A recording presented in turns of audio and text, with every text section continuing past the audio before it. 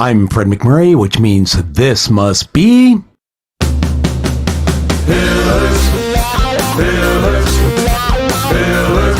of Franchising. Pillars of Franchising.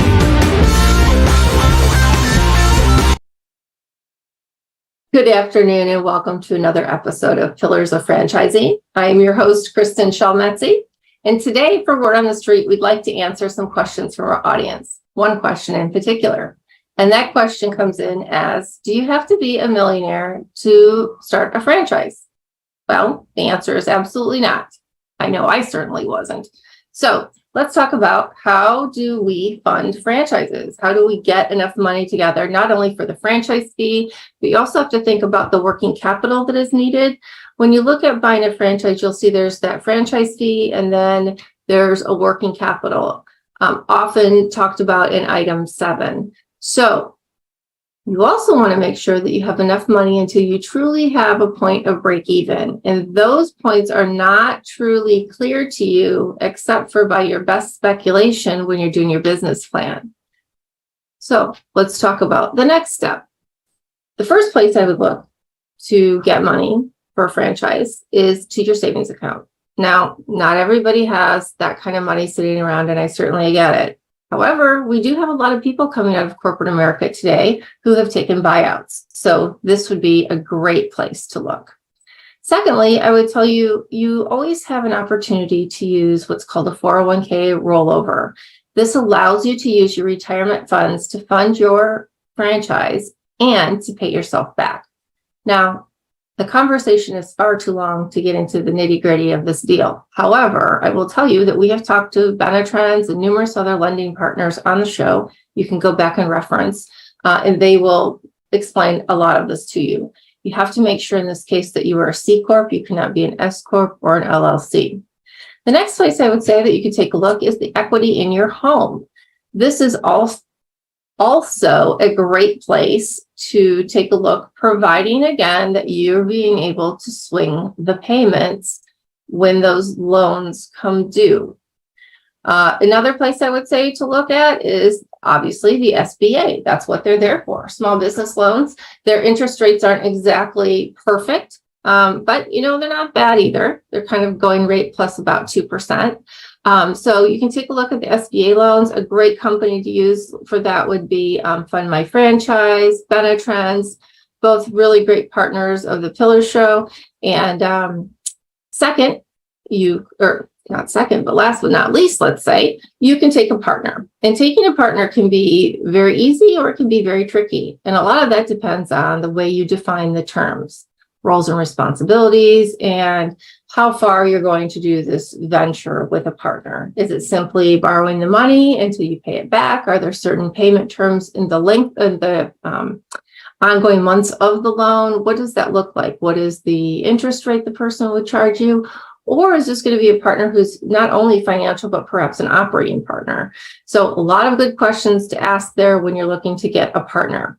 So again, equity, 401k rollover, SBA loans, your savings account, and taking a partner are the top 5 that I can think of ways to get money to buy a franchise. And again, no, you do not need to be a millionaire to start a franchise. I hope you enjoy the show today. Hey, franchise owners. How is your local marketing? Do you feel like you could use some help keeping up with your social media posts and comments and reviews? Do you wonder if you could be doing more to attract local customers? Are you able to identify new move-ins to your local area? At Westvine, we help franchisees like you reach more local customers through digital marketing. With daily monitoring, creative content, and ad placement, and customer data intelligence, we'll get your business in front of the people who want your products or services. We also work with franchisors who need an agency to handle the digital marketing for all of their locations. If you're ready to reach more local customers, give us a call at 805-265-5440 or visit us at westvine.com. That's 805-265-5440 or westvine.com. Good afternoon and welcome to another episode of Pillars of Franchising. This afternoon, I have with me Matt Lyons with Disaster Blaster in Scranton, Pennsylvania. How are you, Matt? I'm good. How are you? Good. Do people always say, oh, Scranton, that's where The Office is filmed? You know, it's funny, but our Disaster Blaster actually had a magnet on the fridge on The Office. Oh. Well, as soon as I saw Scranton, I'm like, I don't know anything about Scranton except for that's where they have The Office. Yeah. So, well, We're famous for it. Yeah, exactly. They put you on the map, you know. Mm-hmm. So, welcome to Pillars of Franchising. We want to talk about your emerging brand, Disaster Blaster. I was on your website, and you guys do a lot of different stuff. So let's talk a little bit about it. And, how did you guys come up with this brand? I know we talked a little bit before. I'd like you to share with our guests. The franchise piece is emerging. The brand itself is not. Can you tell us a little bit about that story? Yeah, so I've been in the restoration industry, my father and I, for 28 years. So we have a tremendous amount of experience doing what we do. And about 18 years ago, we decided that we wanted to address some, different aspects of the restoration space to kind of tweak things and make things a little bit better. And that's kind of what led to the Disaster Blaster brand. So we've been operating Disaster Blaster as a brand locally here in Pennsylvania for about 18 years. Okay. And we're really excited to bring it to the rest of the country.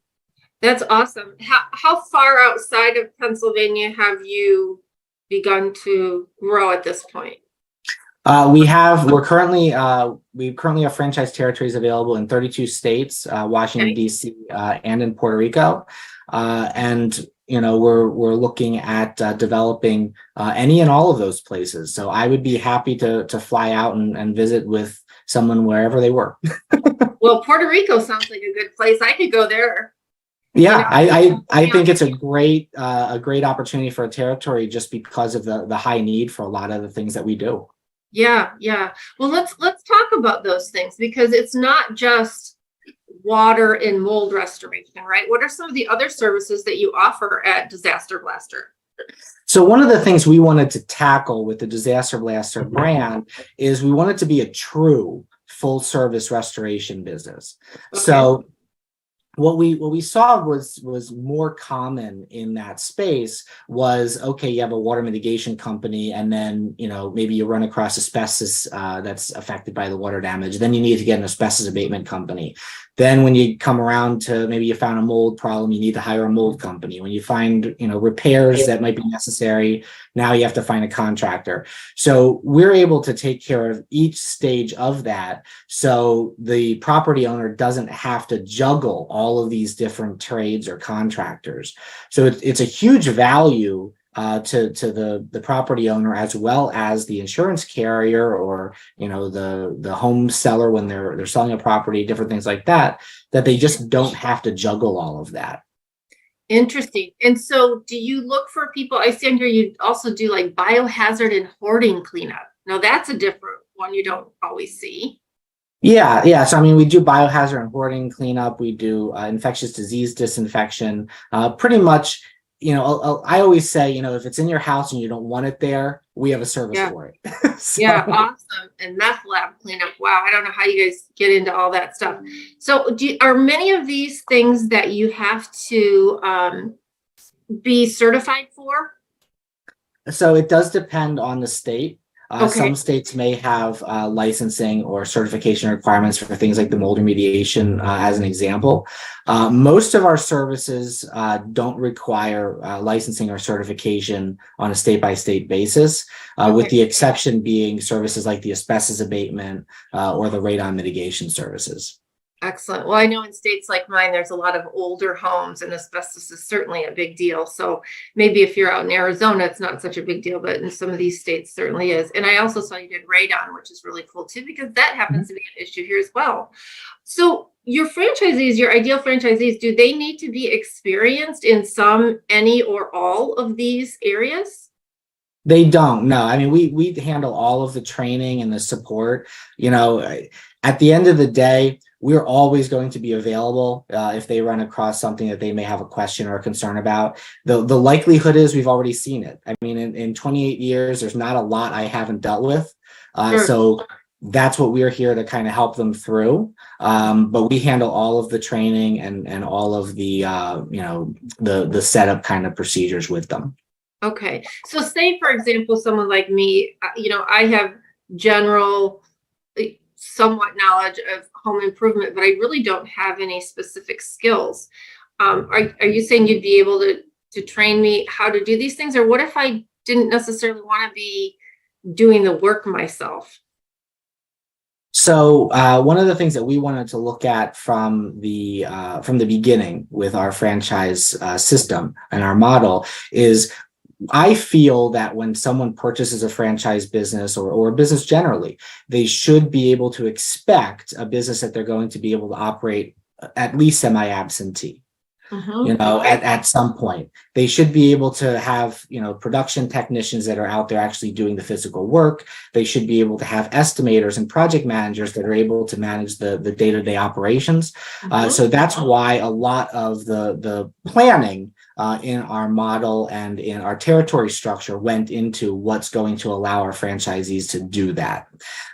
So as they hire different staff, we provide training that is able to get them up to speed with different things specific to their skill set or their job requirements.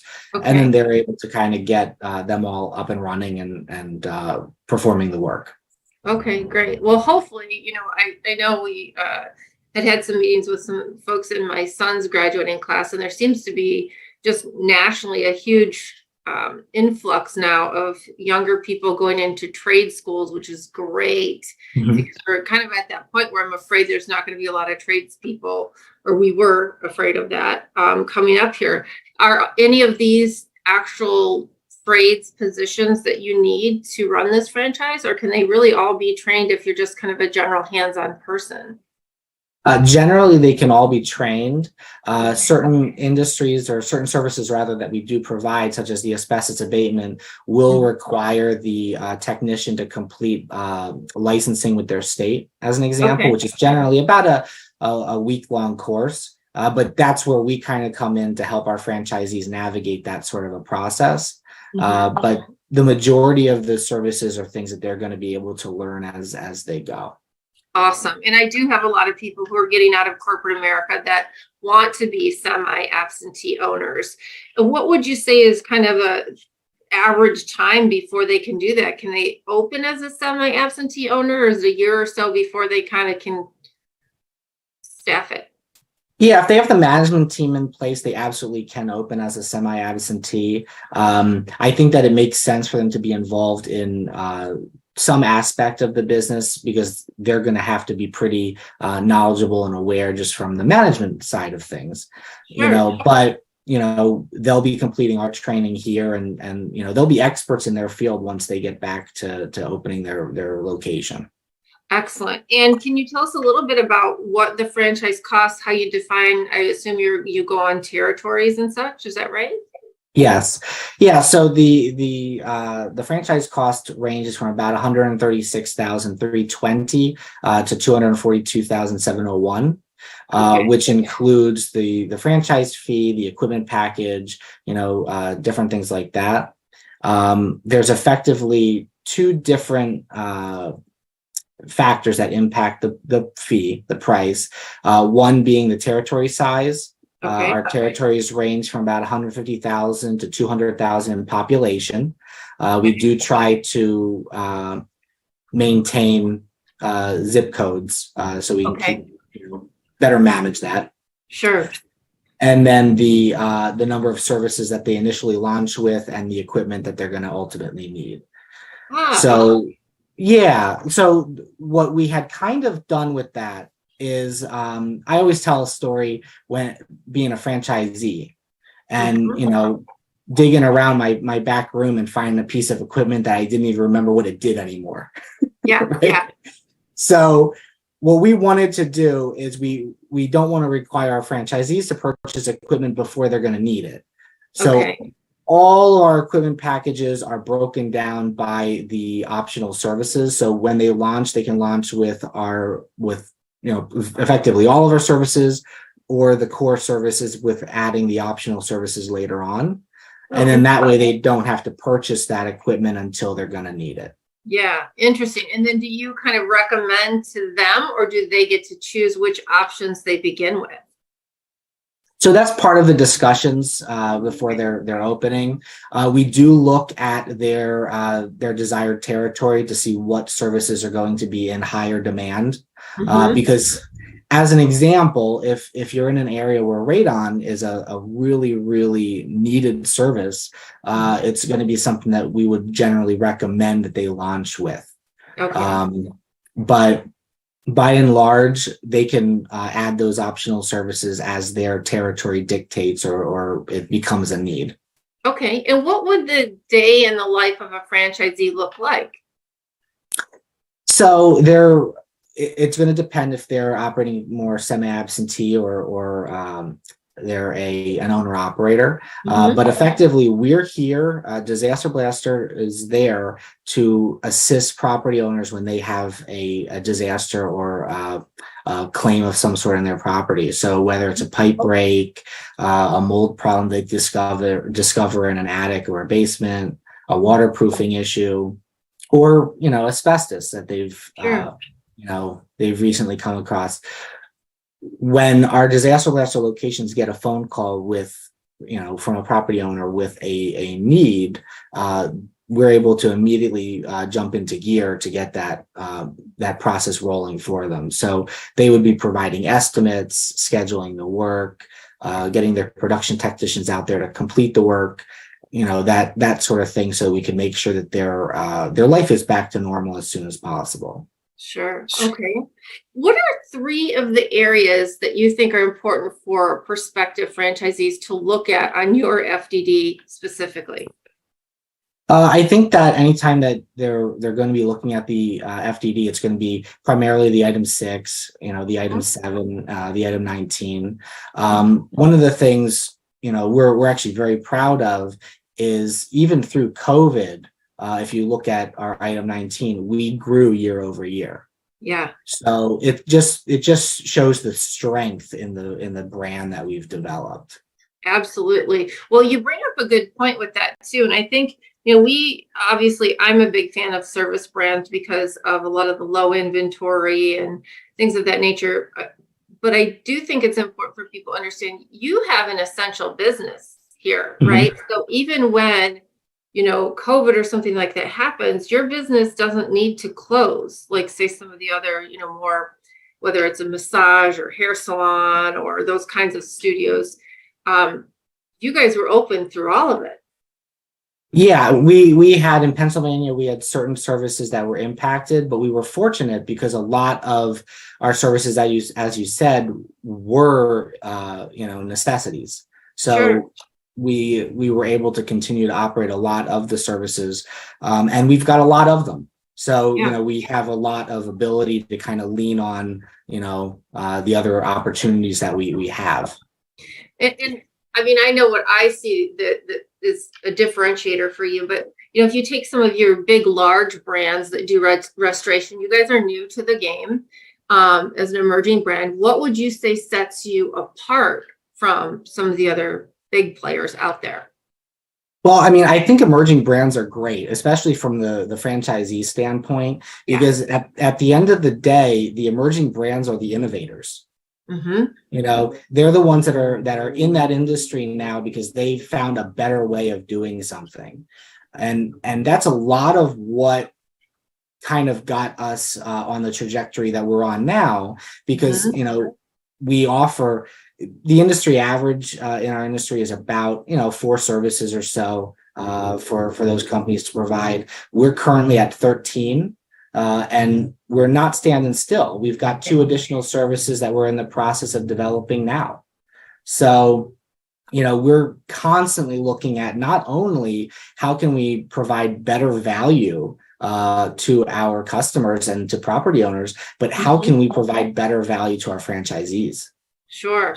I really like that you have so many services, excuse me. I think that's very interesting how you allow your franchisees to choose what services they want to offer. Do you worry that will ever affect kind kind of your brand in general, because they know you as Disaster Blaster, and I'm in Chicago now, but next year I'm down in Florida, and that Disaster Blaster doesn't offer the same services. Does that worry you at all in, say, 5-10 years, that you've got different locations offering different services, or do you not see that to be an issue? I don't see it too much to be an issue, because as they're operating these businesses, our services all relate to one another and work very well as add-on revenue and opportunities. So as our franchises are completing things like water mitigation, they're going to quickly see that they really need to be offering mold remediation, repairs, asbestos, things like that, basement waterproofing, because their customers are going to have a need for those sorts of solutions as well. Yeah. It's a huge differentiator for our brand and for our opportunity that I think our franchisees see as as developing. Well, and I think what's interesting about this as we talk is you start out with 2 or 3 things perhaps, and then you allow them to scale their businesses by adding, not only, do you begin to get brand recognition and brand loyalty, but then you've got additional services that come on. And I think that's very interesting. I would be very anxious to see what your average unit economics look like in one of those. Are your corporate locations, or the ones that you have there in Pennsylvania, do you offer all of these services? We do offer all of the services at our local location in Pennsylvania, and will be the initial launch of the new services as we have them ready as well. So, awesome. We're constantly practicing what we preach. Okay, good. And what do I know you can't disclose like the margins and things of that nature, but in terms of unit economics, what is expected for these businesses to be able to have in sales over the course of a year? You have any idea? We're very fortunate in our industry that first and foremost, a lot of the services do have pretty good revenue and profit potential. Sure. The margins are generally pretty good. One of the big benefits that we have is because so many of the services work so well together, whereas a customer of another brand may have to bring somebody else in to do X or Y. We're able to do it all. So we have a higher per customer ticket price, which, just contributes further to, our ability to develop an area, as well as the potential for profit. So, one of the examples I always give is, when someone has a mold problem, let's say they have a mold issue in their basement, they're often going to be getting multiple bids for that. That's pretty common. Disaster Blaster, when they come in and they give a bid for that, is saying, okay, here's the bid for addressing the mold problem, and here's our bid for addressing the problem that caused the mold problem. So we're more likely to close that deal, because at the end of the day, the property owner doesn't want it to come back either. And we now have sold 2 jobs effectively to a single customer. Right. So, it's a lot of added opportunity. Sure. So let's, I'm going to ask you the same question, but differently. Okay. So if I own one of your competitive brands and my average is $5 million a year in sales, do you find yours to be, obviously you've got 13 brands, it can't be 13 times the $5 million mark, but do you find your average unit volume to be significantly higher than that? We expect, as we expand across the country, for that to be, pretty clearly defined within the item 19. One of the things that we look at is, obviously we're an emerging brand, that provides a lot of additional opportunity for franchisees. As far as revenue potential, they can look at our item 19 to show the strength in growth that we provide. And then locally, they can look at what competing brands are generating. Right. Because that'll give them a really good idea of what they can expect. And then they can add all of our additional services on top of that. Sure. So once you factor in all of the additional things that they'll be able to provide and do, I think it just makes the opportunity stronger. Yeah, I'm very interested. I mean, you see today a lot of umbrella companies go out and they might buy a restoration, but then they buy a mold remediation, and they might buy, so they're buying multiple brands under one umbrella, but you guys are actually one brand with all of it under, that particular brand. So it'll be very interesting to see how well it goes. Obviously, I would think somebody down in Florida, the water and mold is like huge. And today, really, everywhere you move, there's some kind of disaster that you seem to need to have to clean up. So that's very, very cool.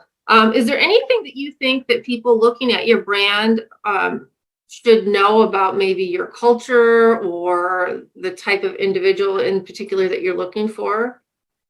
Well, so coming from a past as a franchisee myself, one of the things that we wanted to do is have a model and a system that is truly franchisee friendly.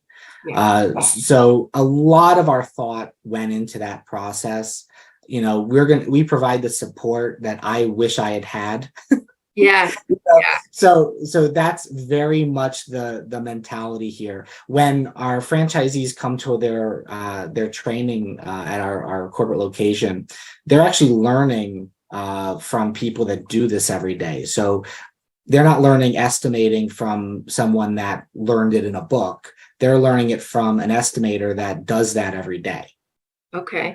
So there's a huge value to that, because they can pick up a phone call or pick up the phone and call us for support at any time, and reaching someone that understands the problem that they're having and can guide them through it. Sure. And I think that's just huge. I really do. And how would you describe the culture of your company? We're a family. I work with my father every day. We haven't killed each other yet, so. You did throw in the word yet. So I think that a lot of it is, small business, franchise ownership. A lot of that is family run. Your kids are getting involved in the business, your significant other maybe. So that's a big part of what franchising is to me. And we do the same thing here. So we understand what they're trying to build, and we want to help them do it. And when we talk about the avatar of the potential franchisee that I might be helping find your brand, can you tell me, are you looking for more of a corporate C-suite individual? Are you looking for what kind of person fits that model the best, would you say? I think a lot of it comes down to mentality. At the end of the day, we're stepping in. Disaster Blaster steps in and helps people when they're at their worst. They've had a fire, they've had a pipe break, a hurricane, went through, and they've got significant property damage. You've got to be compassionate, caring, and you have to really, really enjoy helping people, because that's what you do every day. When you wake up in the morning, that you're going to leave someone's life better for it. And that's a lot of what, we do here, and a lot of what I think the ideal franchisee, looks for, because you can build a lot of different, businesses, but not all of them give you the opportunity to feel as good as ours does. Sure. Yeah. Well, it's funny you say that, because when I was 16 years ago looking at a franchise, my consultant had recommended a restoration one, and I thought, oh my gosh, I do not want to have to walk into a flooded or burned down house, all that stress, all that pressure. And then I had talked to somebody a few years ago that owns a restoration company, and they said, oh my gosh, it's the best feeling in the world, because they're like, yay, you're here, we're so glad to have you. And I'm like, really? Like, I didn't think about the fact that you appear as like this angel there to save them, not the bad guy who needs to come in and say, here's what it's going to cost. And from an operator perspective, most of these jobs wind up being insurance jobs. Is that right? A lot of them, yeah. So many of our services, the fire damage, the water damage mitigation, those are absolutely going to primarily be insurance claims. Okay. And we're able to help them with pretty much anything that they run across, from mitigation and drying to structural or content cleaning or restoration or deodorization. So when we do arrive, I mean, you're absolutely right. They're waiting with bated breath, for us to get there, to help them put their life back together, because everything starts once we're able to kind of get there and get the process moving. Wow, I think that's awesome. Well, I can't wait to hear about your expansion. And is there one market that you'd really like to get into quickly? Our top markets are Florida, Texas, New Jersey, Pennsylvania, and Ohio. Okay. And that's largely because we recognize the high need that those markets do have for our services. Obviously the storm damage needs in Texas and Florida, are significant, and we're able to, because of the diversity of services, do more. So that's a lot of what we're kind of eager to help those areas with as well. That's awesome. Well, Matt, I thank you so much for your time today. How can our listeners and viewers get in touch with you if they're interested in the opportunities that you have to offer, aside from calling us here at Pillars? Sure. They can visit our website at www.disasterblaster.com. They can give us a call at 302-242-1042, or they can email us at franchising@disasterblaster.com. Awesome. Well, I'm so excited to see what the brand does, and we'll certainly be following you and putting you on our blog and things so that more and more people can learn about the brand and your culture and all the great opportunities that you have to offer. I look forward to talking to you again, and thank you so much for your time today. Thank you. Have a nice day. You too. Thanks. Thank you for joining us on Pillars of Franchising today. I'd like to give a special shout out to Jerry Akers, Karen Kimsey Sword, Ray Pillar, Laura Liss, our franchise lawyer, Andrea Mundy, and a special thank you to Fred McMurray, our producer. This has been another episode of Pillars of Franchising, and remember, we are your resource for franchising success. Join us again next week at 4 p.m. Central Standard Time, wherever you get your podcast. Have a great week.